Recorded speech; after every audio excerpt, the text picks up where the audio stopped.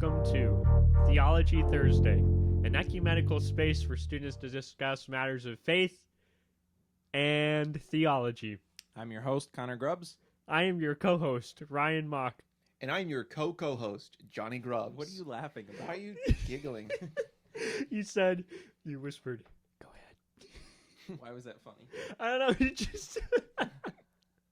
I'm sorry. Okay. Off to a great start here, folks. I'm glad you're having fun. Hey, I want to thank our esteemed Patreons for supporting us. Because of your support, pretty soon we'll be able to get mic stands, which, as you can tell by looking at these three vastly different mic stands that I got a little duct tape on mine. Or masking We tape. need mic stands, so we appreciate you. That's going to be our first step for this $1,000 setup for our new studio. So if we hit that campaign, we need some more Patreons, because if we hit that campaign, we have a special surprise for all of you Patreons. It's $1,000 for us to have a new studio set up. It's going to be a blast. So we have the after show and the monthly podcast, the Theology Thursday Reading After show, Reading Hour. And the $1,000, just to clarify for our listeners, that is We want $1,000 up front. like okay. No, it's over time, right? It's like over so, time, if you're yes, a it is. monthly giver, So- you're contributing to the $1,000, Correct. and it's piling up until we tell Correct. you, hey, thank you, you're $15 a month, just added up to Exactly. $1,000. So whatever tier you are, 5, 10, 15, everybody who gives until we get to that first 1,000 is a part of this group. So the more people we have, the faster we'll meet that goal. And the more people get to be a part of the party. So Yeet. it's good times all around. Good times all around. So we're going to start with a subpoint, and we've been doing one subpoint instead of three, because a lot of people are like, we want to get right into the topic. We want to get into the meat of it. So, which is totally understandable, you know. So this week's subpoint is an album that came out recently, and it actually was the top streamed Christian album. Oh, I heard about this. And it's kind of interesting that it was under the Christian album category, but the artist was very adamant that it be under the Christian album category. So this was an artist called Selmer. I don't exactly know. I think it's her last name. And the album is called Preacher's Kid. I actually listened to it the other day, and basically it's about a queer person's story of growing up a pastor's kid and growing up in the church.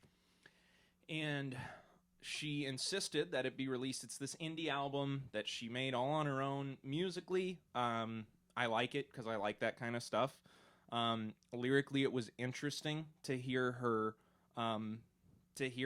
take her perspective, but she is openly lesbian, and she has no apologies to make for that. So she is celebrating that part of her life while also talking about how she's kind of wrestled with her faith. She still considers herself a Christian, and so she's talked about how she kind of deconstructed her faith after coming out, and ultimately still believes in Jesus and reads her Bible and does all this stuff. So there's a lot to wrestle with there, and I think one of the reasons that it's worth talking about is because a lot of people are listening to this. I mean, it did very well. It's still one of the top albums in general, and it's making records in the Christian charts. So you're seeing it right next to Hillsong and John Foreman and these other people, which is surprising to me for a few reasons. Because of kind of the edgy nature of some of the songs, there is language on the album, some strong language on the album. So obviously it's openly supportive of the LGBTQ agenda. And I think for new believers, or for people who are just kind of searching and like listening to Christian music, seeing this under the same category might be a little confusing. But that was obviously, I mean, her goal was to get it out to those kinds of people. She wants people like us who grew up in the church and who have a traditional view of marriage to hear this album. Mm-hmm. And honestly, she's a good songwriter, all of that stuff, but obviously I don't agree with the view that it's okay to live that lifestyle. One of the songs I appreciated the most on, I forget the name of the song, but there's one song where she's basically writing an apology, not that she's responsible for it, but I just thought some of the lyrics were funny, to all of the teenagers who had their sexual awakening at a youth group lock-in. and what a weird idea youth group lock-ins are, which honestly I kind of agree with, like just packing a bunch of hormonal teenagers into a room for 24 hours and seeing what happens. Like, she's just talking about how weird that is.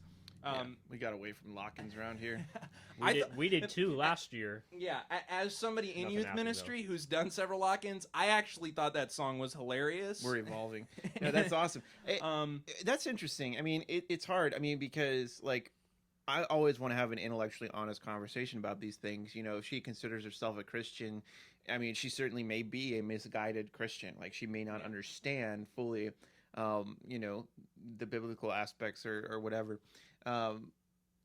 But it is complicated, right? Because you don't want somebody just to come out of the blue and insert a counter narrative to maybe the traditional Christian sexual ethic, and then like that I don't know that that's the place to put that, is in like In music? pop Christian music. You know what I mean? Like she insisted that it go on the genre so that it ends up on CCLI. I mean, is it on CCLI? No, it's not on CCLI. Okay. But it is like on iTunes and Spotify and stuff like that. It's under Christian, you know, Okay. that genre. So it's right Interesting. there with worship and Christian pop and all this stuff. But by the way, there's lots of. Here's one of the things I'd argue. I don't agree with it, but let's be honest. Her album is a lot more authentic Right. than most of the Christian pop albums out there. I mean, just Yeah. very cheesy, watered down lyrics that aren't very theologically in depth, that are just kind of a product, really. So I suppose maybe it's my bias then. I mean, like, obviously, in some ways, it is a Christian record, right? I mean, she considers herself a Christian. She may be a Christian. She's dealing with Christian things. She cares about Jesus. She cares about people, right? But I still can't help but, and it could just be my baggage, but it could also just be true. I can't help but think that there may have been a subversive, you know, an ulterior motive in making sure that it ends up on that it chart. definitely feels very in your face, Right. you know? And it's like, to me, it's kind of like, well, the whole point of a lot of people, what they're calling their deconstruction, is we were kind of led to believe, almost in a semi-emotional way, a certain way, and now we're trying to unpack that, right? And then you create an album that kind of conditions people, reconditions people. I don't know that reconditioning is the answer to cultural Christianity. You Right. know what I mean? So- It's kind of the same thing all over again, Yeah. but just from your perspective. There's some concerns about where it's ended up, but then I think it brings up a deeper issue of, should we be getting our worldview perspectives from Christian music? No. Anyway, right. Yeah. We shouldn't in the first place. So, but that's why it's a concern to me, because a lot of people do. Right. They are listening to Christian music more than they are reading their Bibles, more than they are listening to a pastor preach the Bible, more than they're studying the Bibles, even more importantly. So that we have to put our own personal time studying and digging deeper into Scripture first. That has to be where our worldview and kind of our framework comes from, not from songs. You know, I mean, I'm a worship pastor. I love worship music. I think there's a lot of good modern worship songs. I also think there's a lot of garbage ones. But so I don't have a problem with that. It's just the fact that a lot of, especially nominal Christians, that's kind of where their faith is formed. That's a problem. Mm-hmm. Well, I know what my sub point next week is going to be. We're going to talk all about this whole LA idea of deconstruction that's come out, kind of originated in California. It's now swept across the nation. And I'm not sure I like the definitions of deconstruction and how that's all. That sounds like a whole episode, Johnny. Maybe it is. I don't know. I could just allude to it. Besides, I'm pretty sure. Do you want next to talk week is about that my on the sub after point. show? No, it was actually mine this week. You want but to I talk about missed that it. on the after show? Oh, yeah. Let's talk about deconstruction on the after show. We're going to talk about deconstruction on the after I was show. thinking a lot about this last A night. follow up to this sub point. So if you're not a Patreon, even just for even tier 1, $5 a month, you get the after show. Everybody gets the after show if they're Patreon. And deconstruction is the hot topic right now. So We've also talked about tattoos, ASMR, transphobia. It gets weird on the after show. That's where you Weird want to and be. wild, but that's when we have the best conversations. That's why you give us your money. Hey, I don't have the questions right in front of me, but I texted them to you guys, and all of my devices are being used to record this episode. right. I can read the original question. So It's funny just that I have the the first answers. question. Let's start with Um, the first question. These questions come from Raymond. I appreciate his questions. One of them is a very old question. One of them is a very recent one, and I figured we could actually kind of tackle both of them on the same episode. Yeah. The second one I think it is pretty. Won't take a lot of time. This is where we can spend most of our time. Is with number one. It says, "Why did God put the tree of the knowledge of good and evil in the garden when He knew Adam and Eve would sin?" The age-old question. Yeah, and it's a fair question. I think a lot of people at some point ask that question as they're kind of putting together the biblical narrative. Is like, okay, God is sovereign, God is all-knowing, and He gave them free will and put them in the garden with, sorry, Ryan, with this tree and the ability I affirm that. I affirm that. to make this decision. Why would He do that? And don't forget, it's a misnomer, apparently, that Calvinists don't believe in free will. We do, yes, we do believe in free will, but that's a discussion for a different time. Okay, so you're in agreement that God gave Adam and Eve a choice Yes. whether or not to eat from that tree. Yes. Yes. They had the ability to choose to sin or to choose to not to sin. That's a whole philosophical discussion for a different time, though. But ultimately, we agree on that statement as it stands. Maybe the nuances of that statement. we've There's discussed that in lots other of shows. nuance there. Oh, there's tons of nuance. There's tons of nuance about this question. Yeah. I think. Actually, my answer probably is different. It might be different. I think it is different you all. because we alluded to this question at some point. I had said kind of my like 3-word or 1-sentence take on it, and you're like, I want to hear more about that. I don't know about that. So I'm ready whenever. Whoever wants to go first. I don't want to go first. I'm pretty excited about it. Do you want to share your bit or? I want you to go first. Yay! Okay. I'm here to see you guys fight each other. Yeah, I don't think we're gonna fight each other. That's what the audience wants to watch too. I think so. maybe we're just gonna come at it from different. It's kind of like if you're like. Just go ahead and share your view. You ever seen the movie Vantage Point? Never mind. All right. Well, all right. So, here's the thing. The tree, it has kind of a multifaceted purpose. I must say that first. Mhm. Okay. Adam and Eve are called in the beginning, right, to rule the world. When it basically, I mean, it's you're supposed to have dominion. Basically, God was preparing Adam and Eve to take care of, to tend to the world, to really do all the things that we've done, just in a worse way. Build cultures, build communities, cultivate the earth, right? So he calls these to rule the world. Ironically, one of the Hebrew words used, he kind of refers to them as children. And I'm really butchering this and like going through it fast. We could get more in depth and like the actual Hebrew words and stuff like that. But he basically, the Hebrew word in Genesis kind of denotes that they're learners, they're children, they're under the direction of Yahweh, And so God walks with them. This is clear later on when like he's coming through the garden, during a certain time of the day, So he's with them on a regular basis. That's also implied in the text. And so the connotation when you look at it, especially if you start to pull out your lexicon and start to parse some of the original language, the Hebrew connotation is that God is going to teach them good and bad, right and wrong, as they take on the mantle of ruling. Mhm. Right. This is kind of something that God would teach them through this. right. Exactly. God would over time teach them right and wrong, good and bad. This is heavily implied in the text, and so that they can rule. And so the question becomes, well, then why the tree? Right? God's showing them good and evil. The tree is a challenge. Are you going to take wisdom from me, the source, God, Yahweh? Are you going to learn from me? Are you going to try to seize wisdom for yourself? And so that's really how, through reading different scholarship and stuff like that, how I've come to understand the tree. That it was really a challenge. Are you going to seize wisdom for yourself? Are you going to allow God to teach you in time what it truly is? It was really a question. Yeah. Do you trust me? Do you love me? And so far up to this point, I'm in perfect agreement with Okay. everything that you've said. Okay. All right. Interesting. The question for me becomes, but if God foresaw that they would be deceived, right? Then why the tree? If God foresaw that, why the tree? And my answer, looking at the unified story that leads to Jesus, is love. The tree was placed in the garden because of love. If you look at the narrative, right, considering good and evil on your own, it's actually morally innocuous. Like considering it, trying to weigh what is good and what is evil. That was within their earthly rights. Look at the text. Eve considers the idea that the tree is desirable, right? She still hasn't sinned yet. She just looks at it and says, that's a shortcut. Mm-hmm. You know what I mean? Like, so she's considering, maybe, is it wiser for me to seize wisdom a little bit quicker? Jump the gun?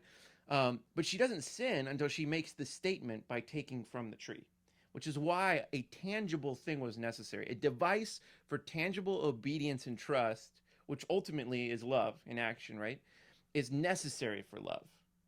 We know this to be true, right? There's a tangible, we make covenants of love. We make standards around love, even in relationships. It's like, there's this idea of like cheating on another person and stuff like that. We create tangible ways of showing our submission, our obedience to one another in order to communicate love. Now, of course, culture has taken that. There's polyamorous situations and stuff like that. But even in those situations, there are usually boundaries, right? Mm-hmm. There are usually tangible things that you can do or not do, which communicate that you are in a love relationship. And so the tree was a necessary device. My question, after kind of seeing all of that come together in the narrative, isn't why did God put it in there, but why did God go through with it? Because he knew the tree was necessary for love, but he knew they would fail to love him. Right? So he knows that this is necessary in order to create this environment where he can have a love relationship with his creation, but he also knew what it would cost him. And he did it anyway. Mm-hmm. So the tree of knowledge of good and evil, which we often relate to, and rightly so, you said it's a fair question. We often relate it to, well, was that really the wisest thing? Ironically, the same thing that Adam and Eve were doing, right, with the tree. Is that really the wisest thing? It's actually one of God's greatest expressions of love. Because in his omnipotence, that a love relationship with his creation, he even though he knew that, he basically stated it was worth the consequences of our failure, to do that. I just think it's interesting how in that too, this is kind of a separate thing, but I'm just noting how the tree really, and their decision with it really reflects the essence of sin in the first place, is that sin almost always boils down to us wanting to take control, us wanting to have authority. Mm-hmm. And oftentimes, sin comes from a God-given desire being perverted into our own timing and our own way of doing it. And if you really think about the whole narrative, it's really, really good. Like, there's so much packed in that narrative. But when you think about it, like, even as believers, right? Paul, very explicit with the fact that we're going to still struggle with sin as believers, right? When do we struggle with sin the most? It's when we neglect our relationship with the Lord. They were given this opportunity. Did God really say?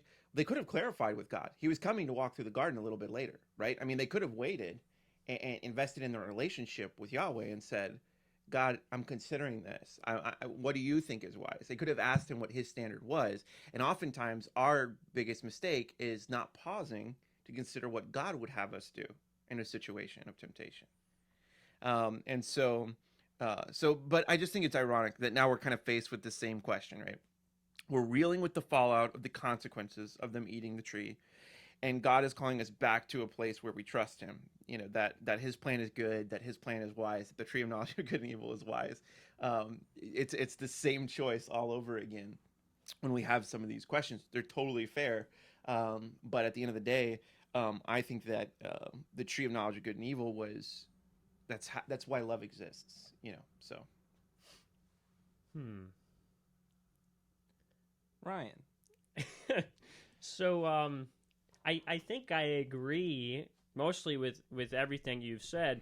The way I answered the question, I answered the question from a different angle, I think. So I do have a different answer than you. But when I thought about this, I have found this question comes up with a lot of people as like a philosophical question, why did God do this or whatnot. I find that I am very unsatisfied with a lot of the answers that people give. And the biggest answer that I hear in response to this question is God did this. God put the tree of the knowledge of good and evil in the garden so that we can have free will to choose good and evil. And the reason why God would do that is so that we wouldn't be robots. I don't like that answer. I do affirm free will as a Calvinist. Even as a Calvinists do affirm free will to a certain sense. And even at in the garden, we did have the freest will, to choose evil, to choose good. But I don't think that was the purpose behind the tree. And maybe Johnny does disagree with me there. And the way I think about it, is in heaven, do we lose free will? Are we robots in heaven? When we go to heaven, we will not be able to sin. It will not be a part of our nature, but does that make us robots? I don't think so. I think we are allowed to express love. I think that's what we're going to be doing all the time in heaven, is expressing our love to God in heaven, even though we're not even able to sin in heaven. But that doesn't take our free will away, and that does not take our autonomy away. So I don't find that answer satisfying. And maybe my answer is even more simple than what Johnny said. Ultimately, why did God, knowing that Adam and Eve were going to eat from the tree, why did God not intervene? And ultimately, I have to affirm, and this is from a Reformed perspective, mind you, that God did not intervene because God actually had this all planned out from the beginning. That this was actually all part of God's plan. That answer is scary to a lot of people, and I can understand why, because it makes it sound like God ordained evil. And, well, I believe in a sovereign God, and I have to affirm that. And I think we see that pattern in Scripture as well. We think about the big example that people would give is the story of Joseph. What happens to Joseph in Genesis? He's sold into slavery by his brothers. They really don't like him. They're jealous of him, and so they sold him. They beat him up. They threw him in a hole, and then they sold him into slavery. And Joseph goes through all of this crap on his journey, and he ends up in prison. And it's a whole story. You should read it. It's a great story. But ultimately, through these events, Joseph he ascends to the second highest office in Egypt through these events. And finally, Joseph, he actually reconciles with his brothers through a series of events. And he says this in Genesis 50. He says to his brothers, "As for you, you meant evil against me, but God meant it for good, to bring it about that many people should be kept alive as they are today." So Joseph's brothers sold Joseph into slavery. But here, Joseph recognizes that it was God's plan all along. So who caused Joseph to be sold into slavery? Was it Joseph or was it God? The answer is both. What we see in Scripture is that God uses secondary agents to do His will. Another example I would give is in 2 Samuel chapter 24. My pastor recently preached on this text. King David, he's king at the time, and he decides to take a census, and this was actually a sin for David to take a census, and that's really weird for us to hear. Why is it wrong for David to count his army? And so scholars have talked about that, and many scholars have come to the conclusion that it was sinful for David to take a census of his army because of David's intention. He was probably taking a census so that he could go forth with imperial unjust war against neighboring kingdoms, which would not have been good. And so that was kind of the heart behind David's actions there in taking the census. But verse 1 of chapter 24 in 2 Samuel says this: "Again, the anger of the Lord was kindled against Israel, and he incited David against them, saying, "Go number Israel and Judah." That's a wild verse right there. That verse tells us that God incited David to take the census, something that God didn't want David to do, that God deemed sinful for David. We read in another passage, though, in a different book, the same story. 1 Chronicles chapter 21, verses 1 through 2. It reads this: "Then Satan stood against Israel and incited David to number Israel. So David said to Joab and the commanders of the army, 'Go number Israel from Beersheba to Dan, and bring me a report that I may know their number.'" So in 1 Chronicles, it tells us that actually it was Satan that incited David to take this census. And what's the conclusion that we make there is, who was it? Was it God or David? Or was it God or Satan?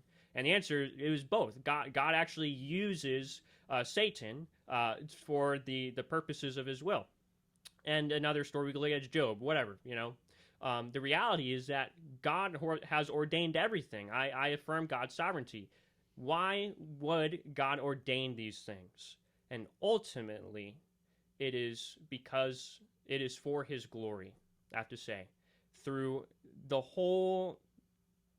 sum of Scripture, from Genesis to Revelation, everything that God does is for his glory. And that includes the death of Jesus on the cross. And that whole plan of redemption, it is about love. And God expressing his love for his people also magnifies his glory. All of it's for his glory. And so I do agree with Johnny that in the garden, we do see this. I think love is definitely a part of it. But I think in like the big picture, I think it's about God's glory. Maybe you agree with me or disagree with me. I do. I do agree with you. I mean, I think that was kind of my point. Is like I certainly don't believe that first theory that is a common answer, right? Yeah. That the tree of knowledge of good and evil was placed there so that we would not be robots. They already weren't robots. He was already considering and weighing good against evil. Yeah, as she was being trained by God to do so, right? Okay, so she had free will already. It was a device for tangible obedience, which created the possibility of love. And I think I've been asked that question before by students. It's like, okay, well now sin will one day be completely removed. Okay, that possibility is now removed. Does that mean that we are robots? That we've lost our free will? Well, there's a big difference at that point. When we enter into the new kingdom, when God finishes the work that he's doing in us, Habakkuk has a prophecy that the earth will be filled with the knowledge of the glory of God.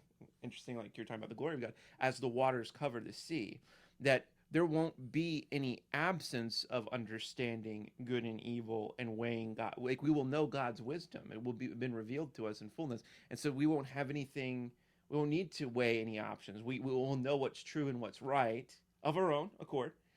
Because we've chosen through faith, but there just won't be any room for it anymore, because the knowledge of the glory of God will cover as the waters cover the sea. And so that's the main difference. Not necessarily that we don't have free will, but that there's no room to push that free will into evil anymore. And but yeah, I totally agree that was not the main purpose of the tree, was to give us free will. God made us with free will. Totally different conversation really about like David and stuff like that. It's that whole foreknowledge versus actual ordination, which honestly I think that's just nuance. I don't think we fully comprehend what those things mean anyway. Yeah, right? that would be a whole different It podcast. would be. I mean, because but my point in bringing those verses up is that God, I think God does ordain evil. However, the mechanics of that works, that's open for debate. But I do think that God has a plan that he had from the foundation of the earth. And I think ultimately I could assent to that in a different way, but like, what does that really mean? I mean, like, because I really do think that God did all of this in foreknowledge, that he did all the calculations and he knew exactly how it was going to go down. And so in a way you could say God ordained evil, right? So if he calculates this incredible domino chain reaction that ends in the glory of God as the waters cover the sea, he may not be tipping the 50th domino, but he tipped the first one, so he did ordain it, yes. But he's not responsible for it. Yes. You know what I mean? Right. And so by think no that's- means do I affirm that God is responsible Right. for evil, or that evil comes from God, that God is evil, because everything that God does is for good. I think the Bible makes that clear. But if we really believe in God's sovereignty, then nobody would be able to commit acts of evil unless God sovereignly allowed that possibility. So, yeah. apparently love is worth it, you know, and I think that's why I come Yeah, back yeah. to it. Yes. The existence of love. We would live in a loveless world. It's cheesy, but I remember I was sitting in the living room of my grandfather's house when he was alive in Naples, and he fell asleep, and Hallmark Channel was still on, and there was this old like Hallmark Hall of Fame movie called Valley of Light. And this dude he was like living his life so that nobody could hurt him anymore and stuff like that. And she goes, you might find some valley of light where, you know, everything's perfect and everything's fine, but I imagine it's a loveless place, right? Because he wasn't willing to let anybody in, and therefore he wouldn't have a relationship of love. And so I guess love is worth it to people. And it's interesting that even in like a cultural thing that was completely... That was very cheesy, John. It is very cheesy, but even in that movie, there's this theme of, you know what? I might get hurt. I might have to be vulnerable, but I want to experience love, right? That's the value of love, and God is love, right? So, that to me is... And I do want to re-stress that, because I did talk a lot about God's glory, but the Bible does say God is love. Right. And so in whatever God does expresses that love. But part of his glory is his love. And I Yes. think, like, I want to glorify God when I read this, that he foreknew and or / ordained like everything, right, that's going to happen. And he still said, I'm going to have to go to the cross in order for this to go to plan. Yeah. But I'm willing to do that. Well, and that's why I think your answers don't really contradict each No. other, because at the end of the day, God loving us and knowing all that would entail, he also knew that is the thing that would bring him the most glory. So Now, playing the devil's advocate just for a second, right? There are some more intellectual atheists who might say, well, I would rather just not exist than have to go through this and not experience the love of God. But I think that's a person that has not experienced the Holy Spirit and understood. Because once the Holy Spirit gets involved and you understand that existence is beautiful in the end, right? I mean, Revelation 21, then all of a sudden it is worth it, you know? But, you know, that's where you get into ethics and all this kind of debate about, you know, whether or not it would have been more ethical, human ethics, right, for God to just leave it be. But Sure. I'm glad to be alive, personally.